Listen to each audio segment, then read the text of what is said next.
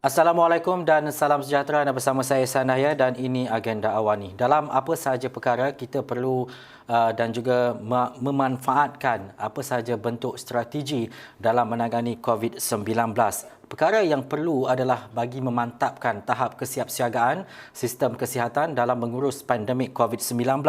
Juga kita perlu melihat kepada pemerkasaan orang ramai serta menggiatkan lagi pemberian vaksin kepada populasi di negara ini. Kita juga perlu melihat kepada kerjasama dengan pakar kesihatan dan juga sektor ekonomi. Bagaimana untuk kita mengatur dalam bentuk strategi bagi memastikan Malaysia dapat melandaikan COVID-19 dalam keadaan yang cepat dan juga segera, termasuk di program vaksinasi itu digemling dan dimanfaatkan sepenuhnya. Jadi menerusi Skype ketika ini saya bersama dengan Profesor Dr. Lokman Hakim Sulaiman yang merupakan Fellow Akademi Sains Malaysia ketika ini. Assalamualaikum Prof. Waalaikumsalam warahmatullahi wabarakatuh. Prof, pertama sekali kita nak melihat kepada landscape keseluruhan, keadaan dan juga situasi merujuk kepada laporan harian kes jangkitan yang kini kita dapat saksikan mengikut pecahan-pecahan kategori. Tetapi apa sebenarnya keadaan COVID-19 di Malaysia sekarang ini? Adakah ia bersifat kritikal? Okey, kalau kita lihat pada statistik yang dikeluarkan oleh Kementerian Mutakhir ini, mereka telah menunjukkan peratusan kes-kes mengikut kategori. Dan kita lihat kategori yang berat itu, yang kategori 3, 4 dan 5 itu tidaklah setinggi mana, hanya sekitar dalam bawah kurang daripada 5% daripada keseluruhan kes. Tapi kita kena perlu ingat, walaupun dalam angka peratusan yang kecil, tetapi macam di Lembah Kelang dan yang termasuk Selangor, Kuala Lumpur dan yang puratanya setiap hari melaporkan antara 6 ke 7,000 kes sehari. Kalau 5% daripada itu sudah berarti lebih kurang 150 orang yang dalam kategori 3, 4 dan 5 sehari. Jadi kita bayangkan kalau dah 10 hari dah ada 1,500.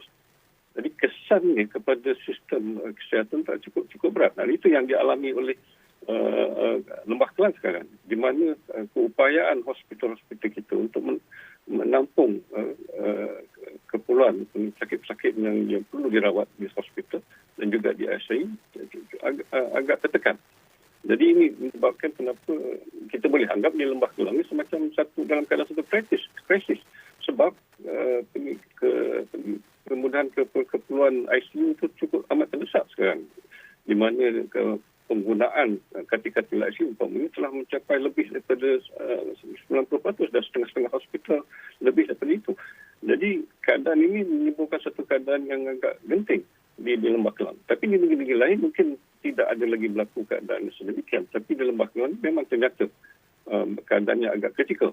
Jadi saya rasa tindakan kerajaan untuk mewujudkan special task force bagi Lembah Kelang untuk menangani keadaan ini amat wajar. Terima kasih. Prof, satu perkara yang perlu kita lihat bila adanya dan kita menyaksikan jumlah peningkatan kes setiap hari.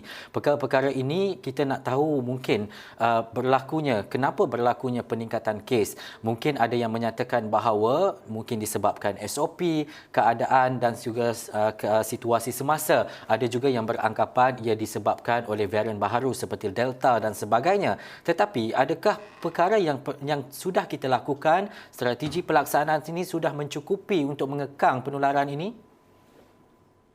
Kalau kita kena balik pada asas penularan jangkitan sendiri. Dia boleh menular bila ada orang yang dijangkiti membawa virus itu dan menyebarkan kepada orang lain. Mana bersama ada dalam mereka bersama dalam satu tempat ataupun mereka berjumpa di mana dan sebagainya.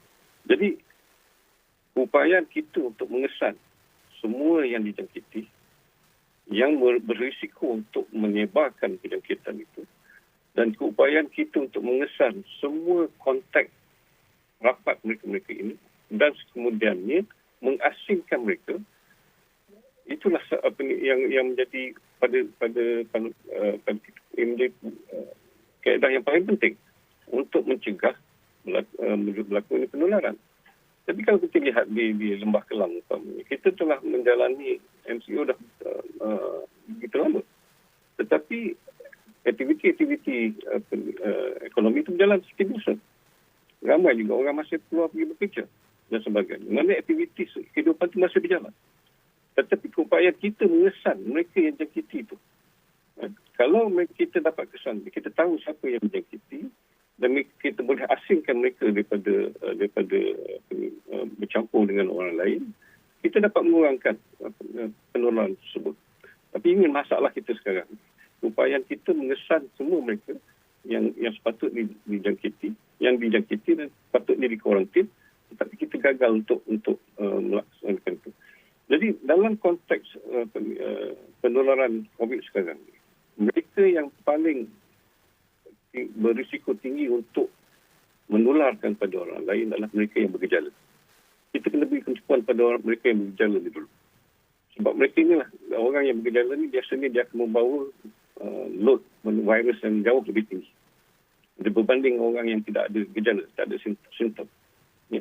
Jadi tumpuan kita sepatutnya mengesan mereka ini dulu supaya mereka dapat dikesan, supaya kontak-kontak mereka dapat diasingkan dan di kuarantin supaya menghadkan penularan penjangkitan tersebut. Jadi sama ada kita ikut SOP, kita ikut SOP. Pada saya yang pentingnya keupayaan kita untuk mengesan orang yang menjangkiti. Because kadang-kadang dia tak sedar. Dia ingat dia demam sikit-sikit, dia lemah sikit-sikit, dia ingat dia bukan COVID. Tapi tidak ada usaha untuk mengesan mereka sama ada dia benar-benar COVID atau tidak. Ya. Jadi akibatnya banyaklah berlakulah penularan. Lagi satu aspek yang saya rasa kita kurang beri perhatian dan tumpuan adalah isu ventilasi pengudaraan, baik di rumah maupun di tempat kerja. Sebab kita tahu sekarang ini, COVID ini dia menular bukan sekadar melalui droplet. Penularan melalui droplet itu memerlukan kita rapat. Pembawa virus itu dengan orang lain itu dia rapat, kurang daripada 1 meter. Tetapi bila kita kata dia airborne, maknanya dalam satu ruang yang tertutup, seperti dalam bilik, dalam tempat kerja,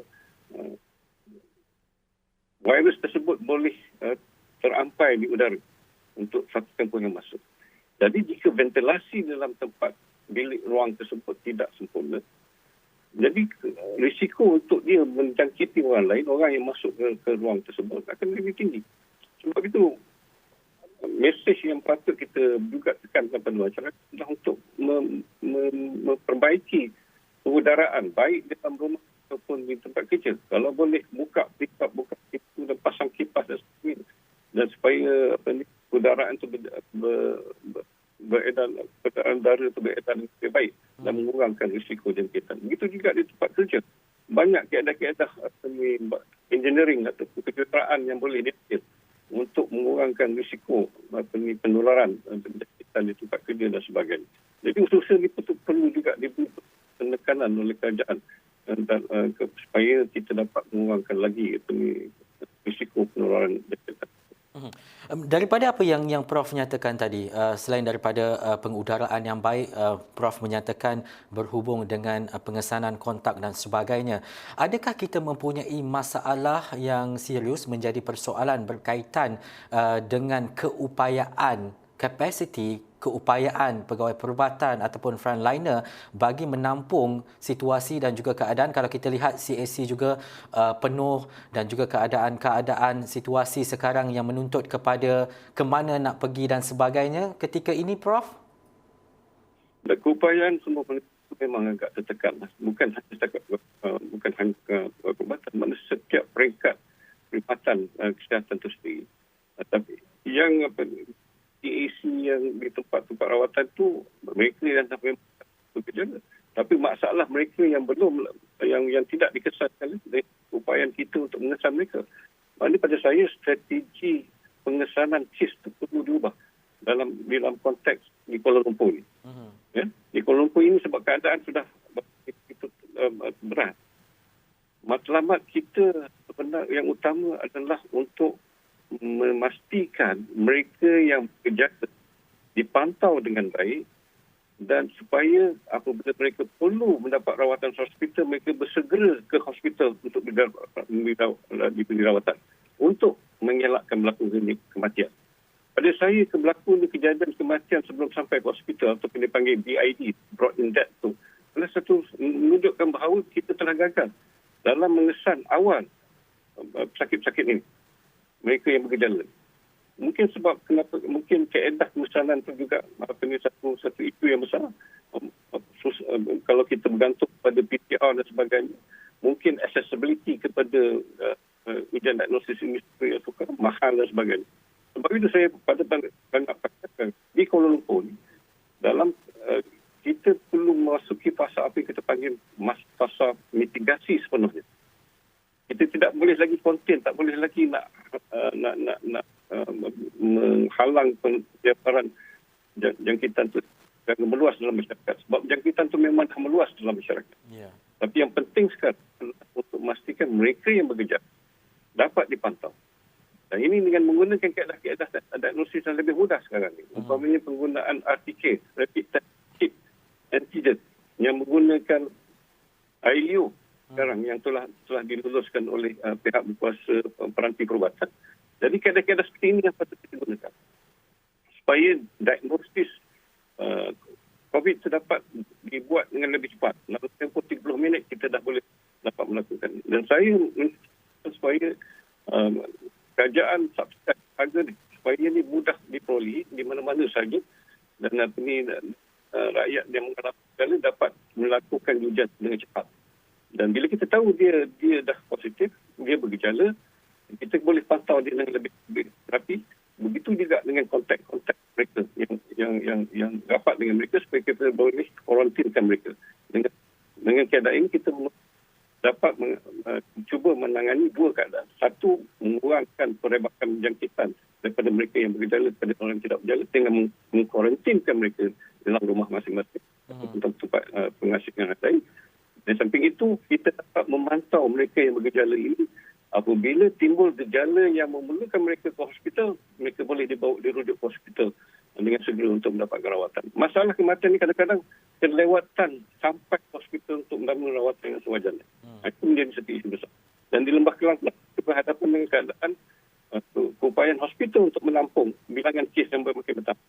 Jadi kita kena berbanyakkan lagi kemudahan untuk merawat kes-kes yang berat ini. Mungkin terpaksa juga masa ini untuk kita melibatkan hospital swasta dan sebagainya ataupun membuka hospital lapangan yang lain supaya bilangan kes itu dapat ditingkatkan. Jadi dengan untuk tujuan itu kita perlu mobilisasi staf. Kita mewujudkan katil dengan banyak boleh. Tapi siapa yang nak kendalikan kes-kes ini? Jadi kita perlukan kaki tangan. Jadi mungkin sistem untuk menggerakkan kaki tangan daripada luar. Saya percaya ini semua sedang diambil oleh pihak Kementerian Kesihatan untuk menangani isu keperluan tempat katil di hospital maupun juga keperluan kaki tangan. Ibu susu saya rasa sedang dibuat oleh staff pos untuk menangani isu yang kita hadapi. Tapi yang penting strategi pengesanan kes itu perlu berubah sekarang. Kita tidak lagi boleh buat screening yang besar-besar. Tak perlu kita screen semua orang. Tak boleh kita lakukan pertandingan gejala semua orang. Tak perlu. Sebab mereka yang tidak bergejala, walaupun dia positif, risiko dia untuk menularkan pada orang lain itu agak rendah. Dan risiko untuk mereka mengalami jangkitan yang berat rendah. Yang kita perlu fokuskan sekarang mereka yang bergejala. Dan inilah yang perlu kita tekan dengan lebih awal. Daripada strategi apa yang dinyatakan oleh Profesor Dr. Lokman Hakim Sulaiman tadi, pastinya kita akan sambung diskusi ini seketika nanti. Tapi terlebih dahulu, terima kasih Prof atas strategi, langkah dan juga cadangan yang diberikan. Kita akan sambung diskusi dalam agenda Wani seketika nanti bersama dengan Datuk Dr. Zainal Arifin Omar. Seketika nanti kita nak berhenti rehat seketika, kita kembali selepas ini.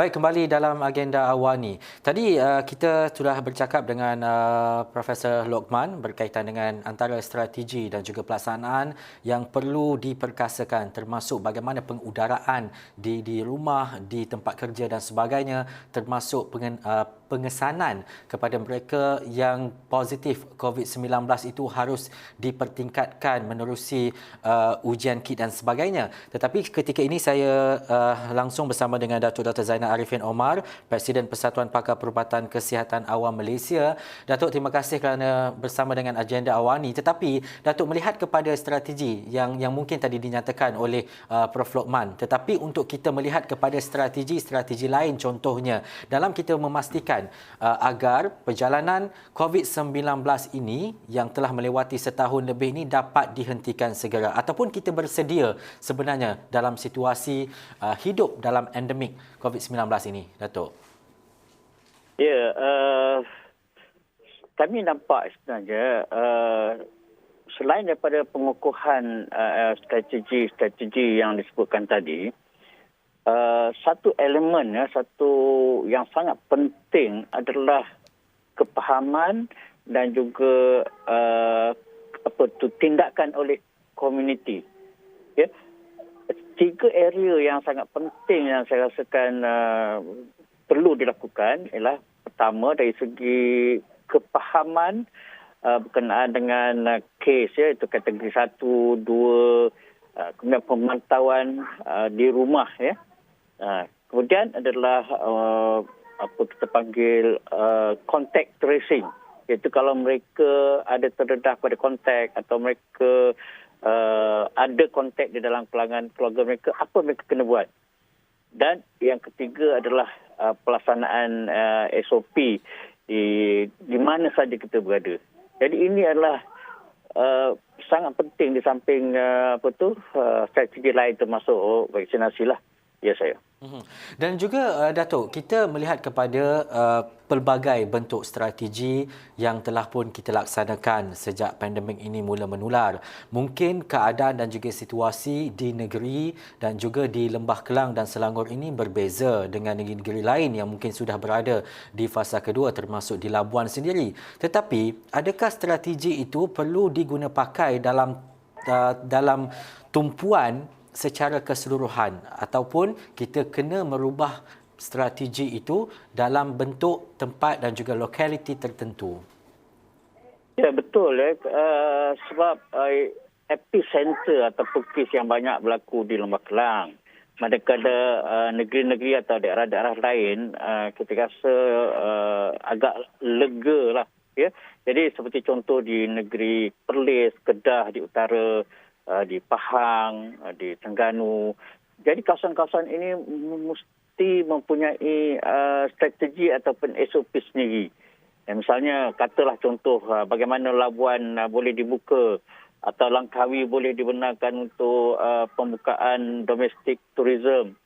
Bagaimana misalnya Tioman boleh dibuka juga. Jadi setiap negeri sepatut diberi kuasa untuk merangka dan juga melaksanakan program di tempat masing-masing. Ya, saya.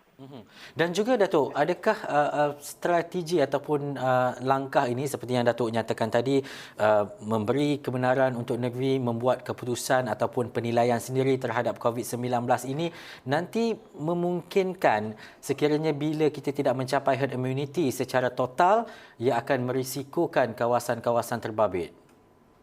Ya, sebenarnya setiap negeri mempunyai jawatankuasa pengurusan bencana dan juga Jabatan Kesihatan dan lagi-lagi agensi, ya. Dan mereka sebenarnya tahu berkenaan dengan kawasan ataupun negeri masing-masing, ya. Jadi kita kena bagi mereka.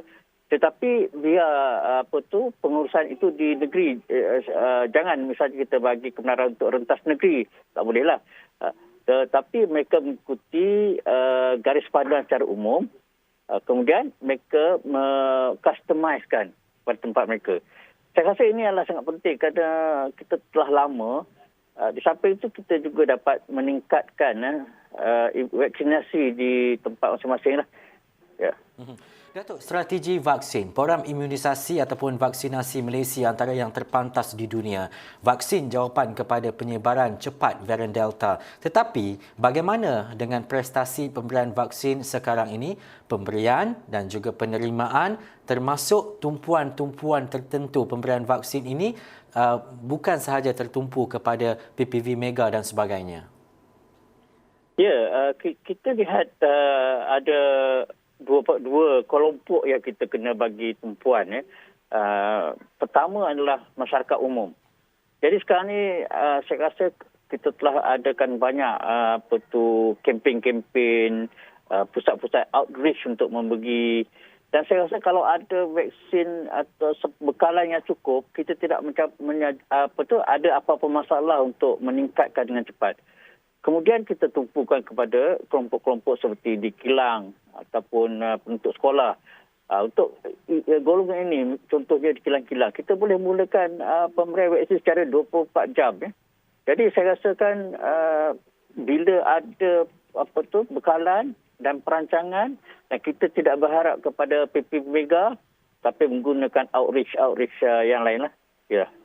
Datuk, adakah roadmap yang sedang kita laksanakan termasuk dalam pemulihan negara dan sebagainya, langkah dan juga strategi ini kita berada pada landasan yang tepat dan juga betul, dan perkara-perkara yang perlu kita atasi ataupun perkara-perkara yang perlu kita isi untuk memastikan kejayaan dalam mengekang COVID-19 ini?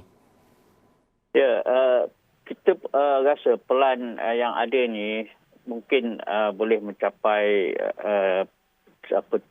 objektif kita. Tetapi kalau kita lihat pelaksanaan dengan dia punya outcome sekarang ni, jadi kita rasa macam agak lambat lah.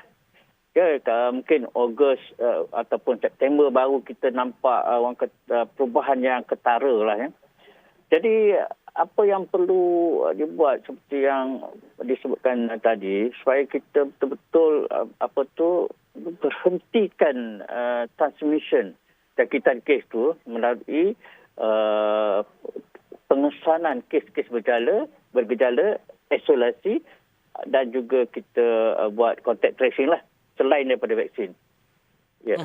Kita mempunyai kapasiti jumlah mereka yang bertugas di barisan hadapan mencukupi dan perlu ada tambahan untuk meningkatkan lagi strategi ini untuk memastikan kejayaannya? Ya, pihak kami juga ada terlibat di dalam PBB dalam pelbagai bentuk. Ya. Jadi sekarang ni saya rasa memang kita perlukan vaccinator, itu orang-orang yang mahir dan boleh memberi vaksin.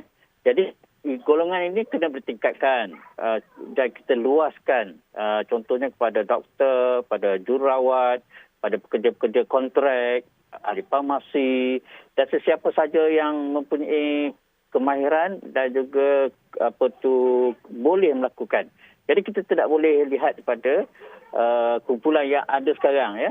Kerana kalau kita nak tingkatkan lagi, kita mesti mempunyai ramai vaksinator ni lah. Ya, saya.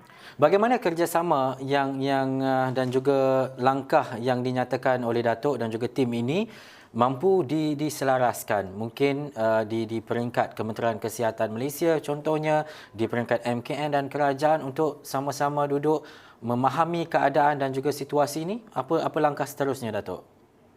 Ya, betul. Saya rasa kita kena tengok dua peringkat, ya. Di peringkat pusat, ya, MKN dan Kementerian Kesihatan Malaysia, mereka boleh merangka dan juga melibatkan, ya, pakar-pakar ataupun agensi-agensi ataupun pihak luar daripada kerajaan untuk sama-sama melihat. Yang kedua sekarang ni kita mesti bagi, kita katakan, delegasi tugas tu kepada negeri. Jadi negeri mempunyai mereka punya kekuatan untuk lihat secara fokus di tempat masing-masing. Jadi saya rasa kadang-kadang kita rasa mereka tertunggu-tunggu arahan daripada pusat, ya. Dan ini saya rasa akan melambatkan pelaksanaan strategi lah. Ya. Baik, terima kasih Datuk Dr. Zainal Arifin Omar, Presiden Persatuan Pakar Perubatan Kesihatan Awam Malaysia. Apa sahaja langkah dan juga strategi, pastinya perkara ini harus digembling oleh semua pihak bagi memastikan apa yang berlaku, keadaan yang mungkin kritikal kepada Malaysia mengekang penularan wabak COVID-19 ini dapat dihapuskan ataupun dapat dilandaikan dengan kadar segera. Pastinya jawapan kepada semua ini adalah kita sendiri dan juga kita harus bertanggungjawab untuk divaksinasi. Terima kasih sekali lagi Datuk. Itu sahaja waktu yang kita ada dalam agenda awal ni. Saya Sanaya. Assalamualaikum dan jumpa lagi.